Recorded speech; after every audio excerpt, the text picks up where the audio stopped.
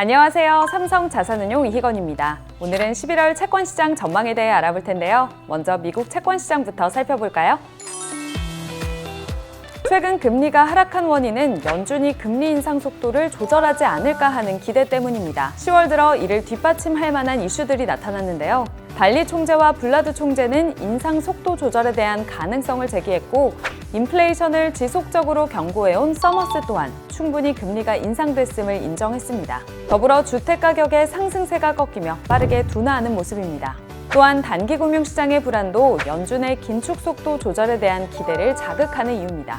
옐런 재무장관은 시장 변동성이 과도하게 높아졌고 유동성 문제가 심각해지고 있다고 언급했는데요. 유동성이 축소된 원인은 기준금리 인상뿐만 아니라 은행 규제가 맞물린 탓입니다.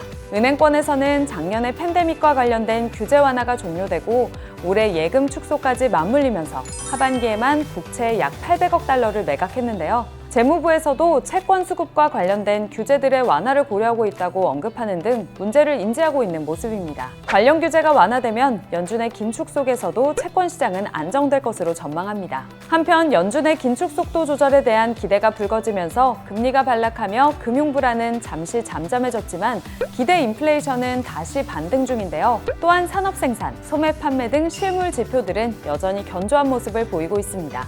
결국 금융 불안은 수급과 관련된 규제 완화로 잠잠해질 것입니다. 아직 물가가 높은 것을 감안하면 연준의 긴축 속도 조절은 인하가 아닌 인상 중단이 맞을 텐데요. 현재 연준이 기존에 제시한 경로와 크게 다르지 않을 것으로 보이며 10년물 금리는 연말까지 4% 내외에서 등락할 것으로 예상합니다.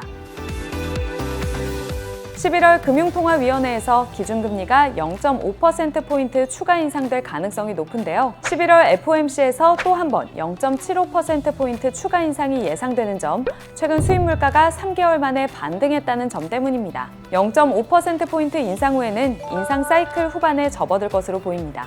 10월 27일 발표된 3분기 한국 GDP 성장률은 전분기 대비 0.3%포인트 성장하면서 예상치인 0.1%포인트를 상회했는데요. 다만 이는 변동성이 큰 건설과 설비 투자에 영향이 컸고 부동산 경기의 하락세를 감안한다면 일시적인 증가 현상으로 보입니다. 미국과 유럽 등 대외 경기 둔화로 순수출은 하락하고 있고 리오프닝 수혜가 사라지며 민간 소비 성장 기여도도 추가 하락할 가능성이 있습니다. 미국보다 빠른 경기 둔화에도 불구하고 한국 국채 금리가 다른 국가에 대비하여 크게 올랐던 이유는 국채 신용 자체의 문제인데요. 한국과 신용 등급이 같은 프랑스나 비기축 통화 선진국의 공통점을 가진 호주와 비교했을 때 국채 금리 상승분의 대부분은 신용 위험 때문입니다. 최근 레고랜드 사태와 같이 단기 유동성 문제도 불거지면서 10월 금리의 급등락이 심화됐는데요. 이는 시장 안정 조치로 일부 회복 중입니다. 정책을 통해 신용 위험이 진정된다면 3년 금리와 10년 금리도 점차 안정을 되찾을 것으로 예상합니다.